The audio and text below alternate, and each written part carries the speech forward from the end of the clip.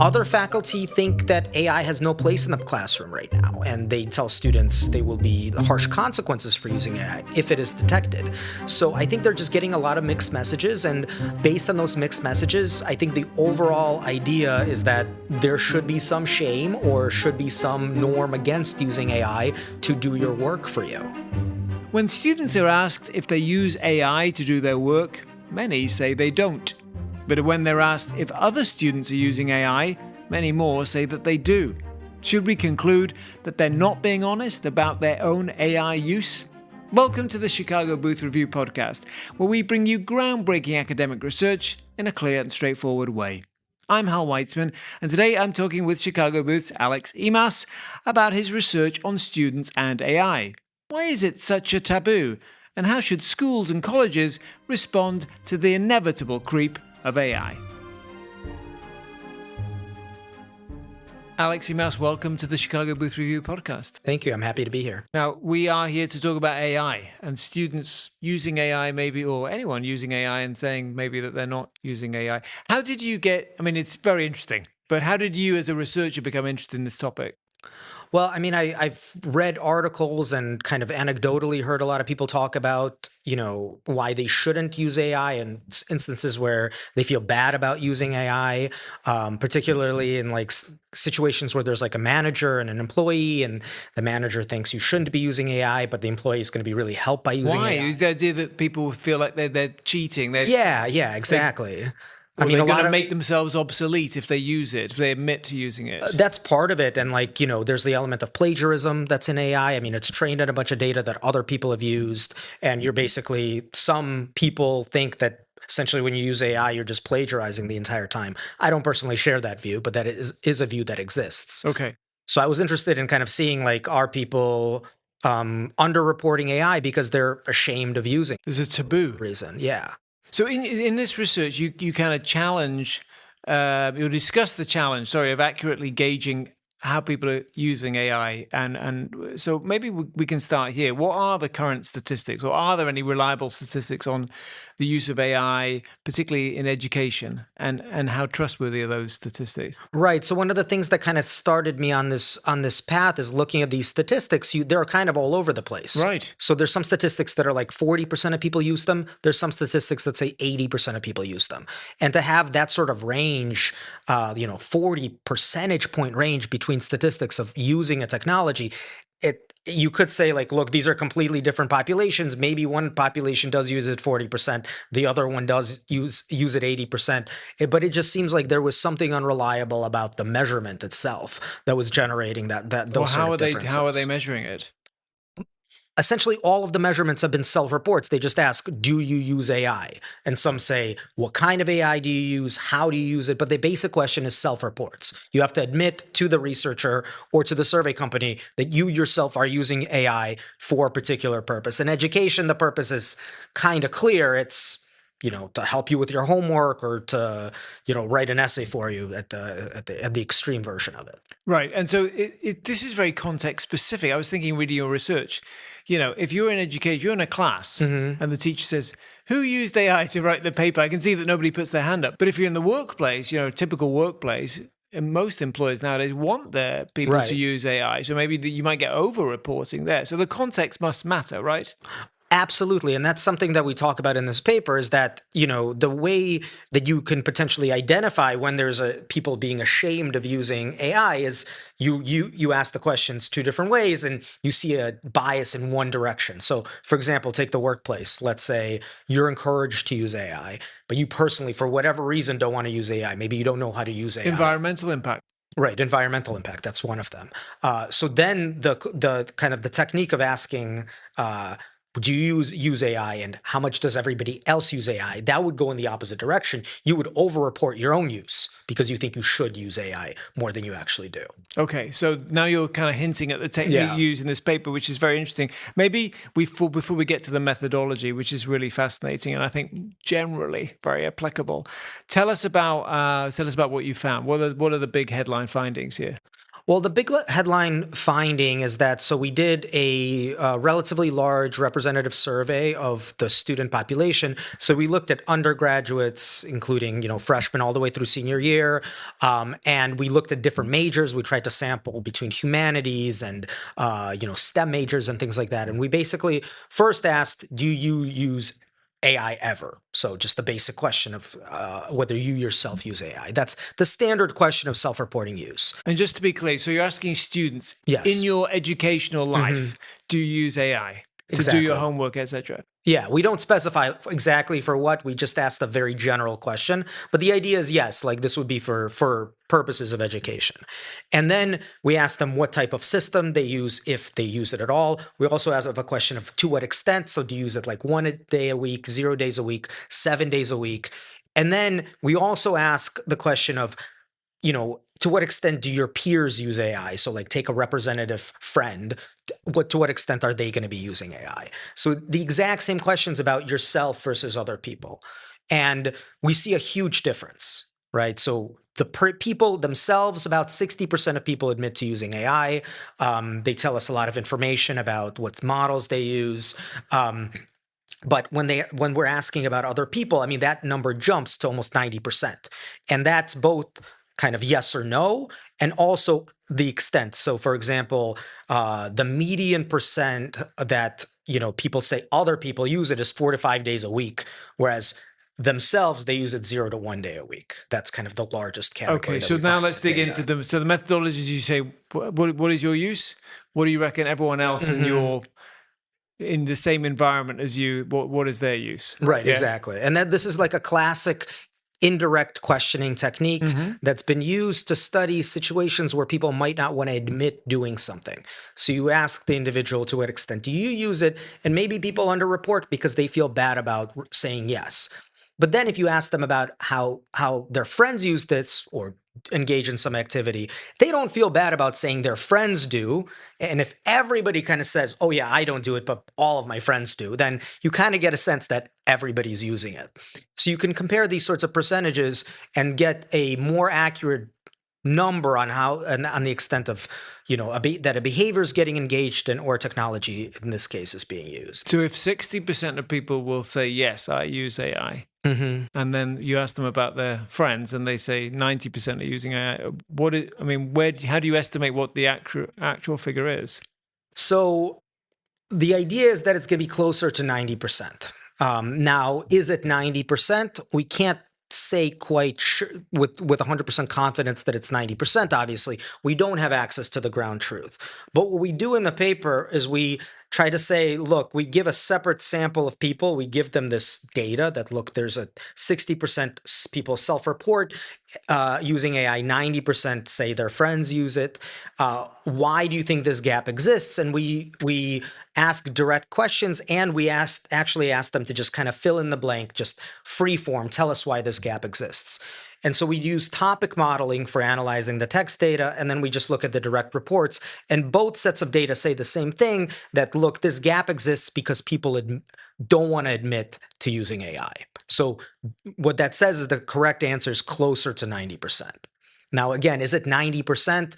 Unless we have people's, actual use of AI on their computers, we can't say for sure. But certainly it seems that it's much closer to 90%. But if I asked you to give me an estimate, it would be... I would say it's 90%. Okay. Given, my own experience as an educator, sometimes you go from the front of the class to the back of the class for whatever reason, and on your way back down, you see what people are doing on their laptops. Are you talking about in teaching while classes at the teaching University of Chicago? At the University of Chicago. And I mean, ChatGPT is pulled up literally in class on all the computers. So but in the old days, it was Amazon. Right. They used to be sitting there shopping. Now they're sitting there. At least they're learning. Well, in my day, it was AIM, Instant Messenger. They were chatting with that's right. You'd be chatting. That's right. So let's get to the question of why this is why this is happening. You talk about social desirability bias. What do you mean by social desirability bias? Yeah, social desirability bias is a bias that's identified in survey research where people might underreport engaging in some activity. Like students might say they don't drink and drive or they don't binge drink or something like that because they don't want to appear to the researcher or even to themselves like somebody who engages in this activity. So this tends to be an activity where there's some sort of norm against it. So there could be a norm, like a moral norm. I don't want to admit I'm a bad person, or it could be a real kind of legal consequence norm where if I admit to it, somebody might come after me. With AI, it's kind of both in some ways, where you could get a lot of classes of AI policies, you shouldn't be using AI. And there's also some sort of kind of social norm. You don't want to seem like you're plagiarizing all your work. You want to seem like you're doing the work and working hard and things like that. And so when you have these sorts of situations, there's a social desirability bias to shade your answer in a particular direction, to underreport. When you have these situations, your survey self-reports will be biased. So there's techniques to get around this. So one technique, basically, other than the one we use, says, look, there's going to be some randomization device that's implemented where you could kind of hide your own answer behind this randomization device in order to get people to tell the truth because their answer won't be recorded. This doesn't really work super well when the social desirability bias is internal, where you don't want to admit to yourself that you engage in some activity. It works better when there's some sort of kind of social sanction against it. Here, the indirect questioning technique was designed to kind of be a general purpose way of getting around social desirability bias as a way to, in most situations, be able to ask two separate questions. How much do you use it? How much do you think others use it? And identify the direction of the gap and kind of quantitatively how big the gap could be. Okay, so social desirability bias exists everywhere. Is it something particularly common or relevant in educational settings? No, not at all. I mean, social desirability bias is an issue in almost all sensitive survey research. So, it's an issue when you're trying to see the prevalence of a disease, the prevalence of certain behaviors like sexual proclivity or something like that. So social desirability bias is just a general issue for survey research where you're trying to get an accurate estimate of something and people have some sort of incentive through this norm to underreport or overreport for whatever reason. And are you the first researcher or group of researchers to have taken AI particularly and used these techniques to reveal? Yes. And yes. Why is that? Because it seems pretty obvious when you explain it that, if you ask people, are you using AI in certain contexts, you won't get an accurate answer. I mean, AI is like 2 years old. Right. Well, that's what I was going to ask you. So tell us a bit more about where these data, when you collected these data. Yeah, so we basically fielded the survey this winter. So everything came in very quickly and very recently. So we fielded the survey and then we wrote up the results right away and then posted it online for other people to use and read right away. So everything came together very quickly. This hasn't even been published yet. We just want kind of the world to know what we found, which is I think is super exciting, and I want other people to consume it, to learn from it, and to potentially replicate it in other contexts. If you're enjoying this podcast, there's another University of Chicago Podcast Network show that you should check out. It's called Entitled, and it's about human rights. Co-hosted by lawyers and law professors Claudia Flores and Tom Ginsberg, Entitled explores the stories around why rights matter and what's the matter with rights.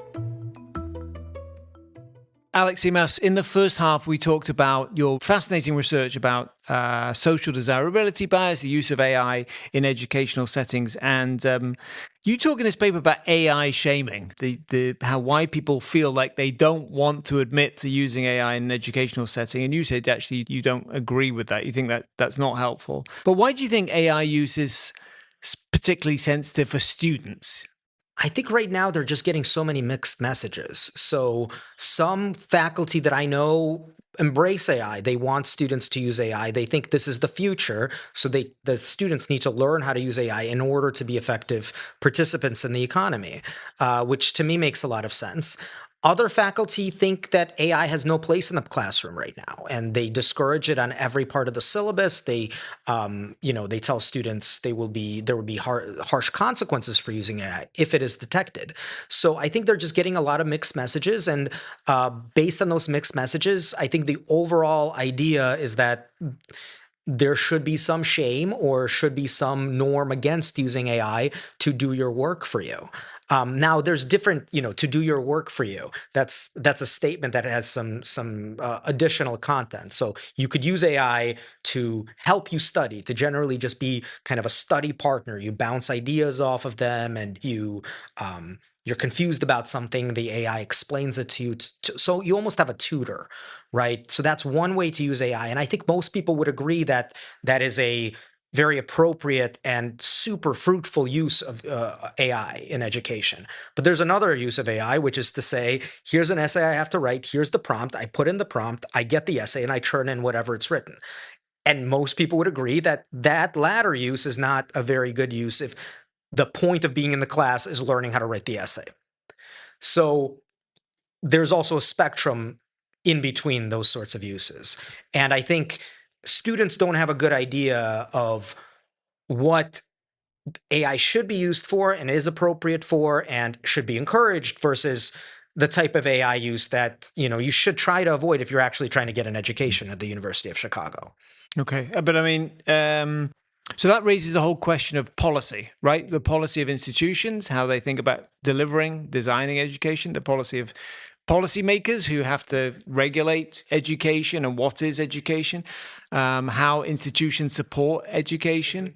I don't know. This seems to raise, it's kind of fun, the headline, as we talked about in the first half, but it raises a lot of interesting issues.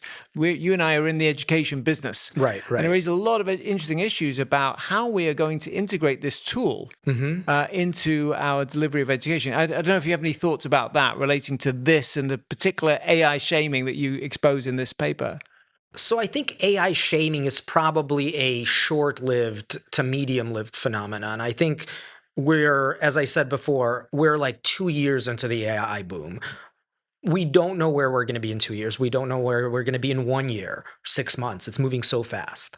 So I think we're going to get to an equilibrium where AI gets incorporated in a specific way into the education pipeline, and there's not so much, shaming or norms against using AI. It's kind of like a calculator. There's no shame against using calculators because there's specific places where you're supposed to use it and students are using it and everything's great. And then when students shouldn't use it, the curriculum is designed where they can't use it. Right. So I think a similar thing will develop with AI where the classes will shift to have certain parts of the class where the professors maybe don't want AI to be used for whatever reason. Well, those are designed in a way where AI can't be used or it's not effective at all or can be detected very easily.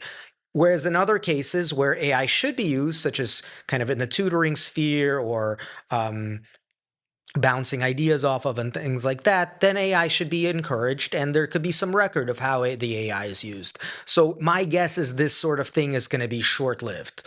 But even though it's short-lived, we should still have accurate measures of how much it's used, which is kind of the goal of the paper. Okay, so you think it will all settle down. Does there need to be institutional level guidance for students and for instructors about how to use AI? I think there should be some guidance. I think there's just a lot of confusion at every level for how students are using AI. In the case of students, how they should be using or how they could be using AI. This is, again, a very new technology. You go to the OpenAI website, they have like 6 different models. Each of those models, if you work with the technology, is good at different things. They're all useful models, but you need to kind of invest the time to know what to use AI for and what models to use, what they're appropriate for, what they're not appropriate for. It would help to have some institutional guidance for both the faculty and the students as far as how AI use should be encouraged, when it should be discouraged, and how you can most effectively use AI for education. I mean, you used the example of the calculator. I'm wondering if when the internet, I guess I was a student when the internet came into popular use. I'm trying to remember. Was there a shame about using the internet rather than books? There was definitely a shame about Wikipedia. Would there have been a shame in the old days about using the printing press rather than, Memorizing everything. Calligrapher. Well, I'm talking about calligraphy, like people who actually used to yeah. write out the Bible or whatever. Was there a shame about having a Bible that was printed rather than Well, written? you see these opinion pieces like the books will rot your brain, right? You shouldn't read too much because it's going to rot your brain Right. when books became very Right. prevalent. So I think there is a sense of like with AI that Well, there could be a they said moral the same panic. about novels. Right? Yes. Novels were also Yeah. going to rot your brain. Yeah. Exactly. So I think there is some sense where this is true. But again, there's so much uncertainty about where things are going. It could be the case where, this technology just kind of runs away from us completely and we are actually in a worse place. I don't know.